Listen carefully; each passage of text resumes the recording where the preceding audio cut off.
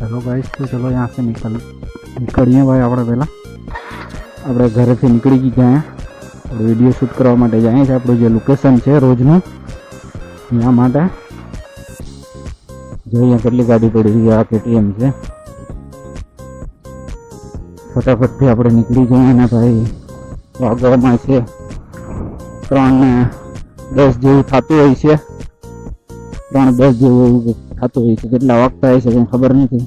તડકો બહુ જ લાગે છે। હવે તો વરસાદ આવવો જોઈએ। બધીમાં વરસાદ થઈ ગયો। આપણા બાજુ હજી વરસાદ થયો નથી ભાઈ। આ ઉપરવાળાનો કહેર છે કે શું છે કંઈ ખબર નથી પડતી ભાઈ। તડકો તો વાસો લીલો થઈ ગયેલો। થોડીક વાર ખાલી ઊભો રહ્યો ને ભાઈ તો હવે ટ્રેક્ટર વાળા આવે। જો આ રસ્તામાં આંગળી કરતો આવે ભાઈ। ફટાફટથી આપણે નીકળી જાય। કુગની આ લોકેશન ઉપર આપણે વિડીયો શૂટ કરવાનું છે અને કમેન્ટ કરીને બતાવજો આમાં શું હોય છે।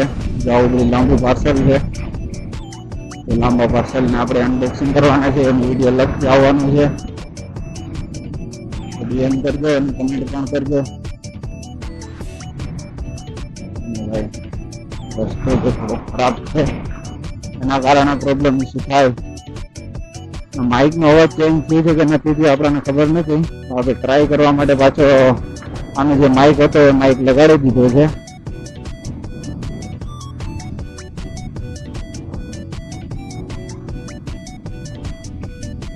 અને અહીંયા આગળ રાખી દઈએ તો સેફ રહે। અંદર પેકિંગ તો ફૂલ છે એટલે કઈ પ્રોબ્લેમ ની વાત નથી। ના આવી ગઈ કોલેજ છે ભાઈ। અહીંયા કોલેજ કરવા માટે લોકો આવે। તમે કોઈ કોલેજ વાળા વિડીયો જોતા હોય માંગરોળ થી તો કમેન્ટ કરીને બતાવજો કે આ કોલેજ હતી હો ભાઈ।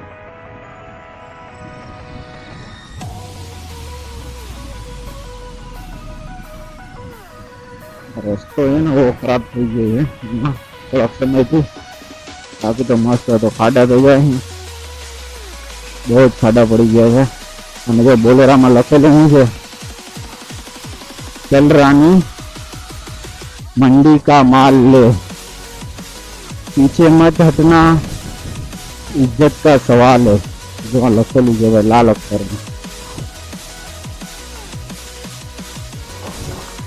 भाई। નથી આકર જતો કે નથી ઓલી પર જતો। આપણે સાઈડ કાપવી પડશે આની।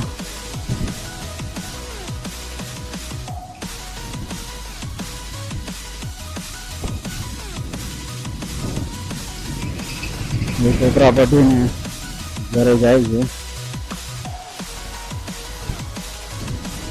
અને રિક્ષામાં ડાલા વેચતા લાગે હો ભાઈ। દેખાય છે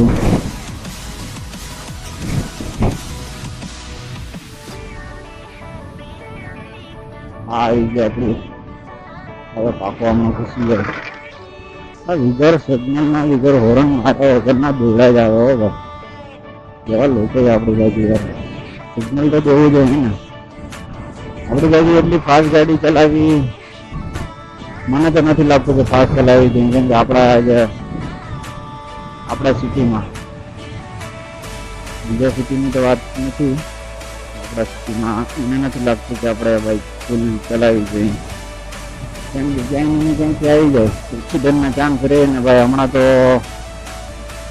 મહિના દિવસથી છે ને બહુ એક્સિડન્ટ થાય છે। જે ચોથો 5મો અને 6થો મહિનો હાલે છે તો 4થા મહિનાથી લઈને બહુ એક્સિડન્ટ થાય છે આપણા ગુજરાતના અંદર।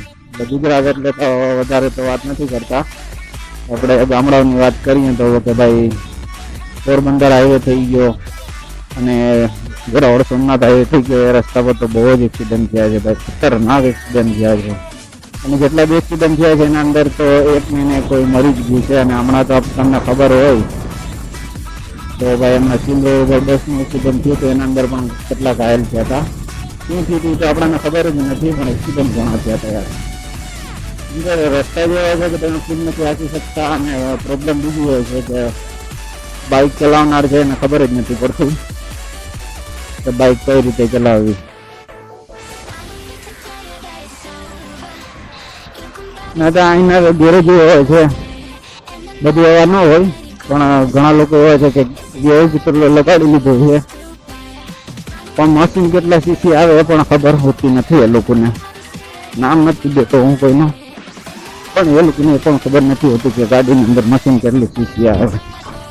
તો ખાલી ગેરેજ માંડી દીધું છે તો કે માંડી દીધું છે, પછી ભલે નથી થવાનું થાય જોઈ જાય ભાઈ. એવા લોકો મને છે મારે કારીગરની જાય ભૂલ છે તો બીજાનું તો શું વાત કરી યાર, નોર્મલ બંદાઓની તો વાત જ ન કરે. અહીંયાથી આપણે ક્યાંથી જવાનું છે ભાઈ? આપણે ઓલાથી ગયા હતા ને એ લોકેશન ઉપર જવાના. આપણે વિડીયો કંઈ મસ્ત મજા આવી ગઈ હતી વિડીયો શૂટ કરવાની, અને કોઈ પ્રોબ્લેમ નથી થઈ.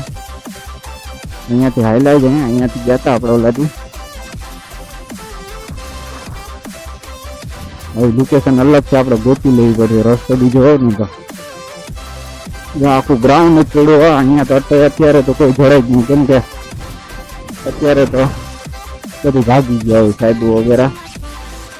તો અત્યારે તો કેમ કરવું એમ કરો નહીં તમે, તો બોલવા આવડું જૂનવાણી બિલ્ડિંગ જ છે જો અહીંયા. આના અંદર છોકરા ભણતા હોય છે કે શું કરતા હોય છે કે ના ખબર. આપણે ક્યારેક સવારના આવીએ ને તો ખબર પડે કે છોકરા ભણે કે શું કરે.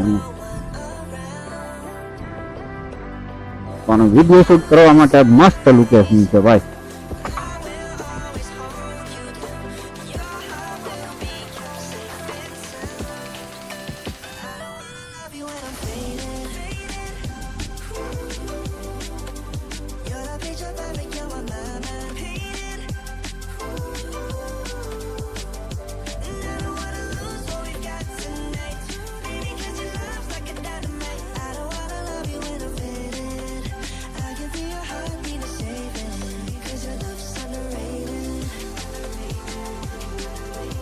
મિત્રો ફાઇનલી આપણે પહોંચી ગયા છે અહીંયા.